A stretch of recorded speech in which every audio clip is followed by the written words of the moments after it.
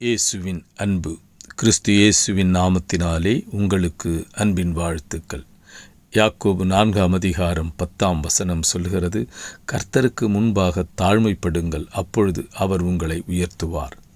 பிரியமானவர்களே, யார் ஒருவன் தாழ்மையாயிருக்கிறானோ அவன் உயர்த்தப்படுவான். யார் ஒருவன் பெருமையாயிருக்கிறானோ அவன் தாழ்த்தப்படுவான்.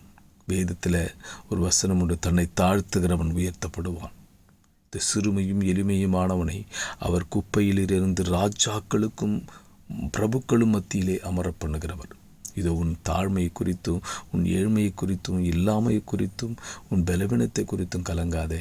கர்த்தர் உன்னோடு கூட இருக்கிறார். அவர் உன்னை உயர்த்துவார். பெருமையில் உனக்கு தான் கர்த்தரை எடுத்து நிற்கிறார். தாழ்மையுள்ளவன் கிருபை பெறுகிறான். நீ தாழ்மையாக இருக்கிறாய, கர்த்தரிடத்தில் கிருபை பெறுவாய்.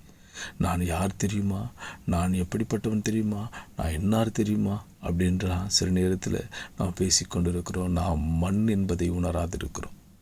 மண்ணிலிருந்து நம்ம எடுத்து உண்டாக்கின தேவனிடத்திலே நாம் யாரென்று மாறுதட்டுகிறவர்களாக இருக்கிறோம்.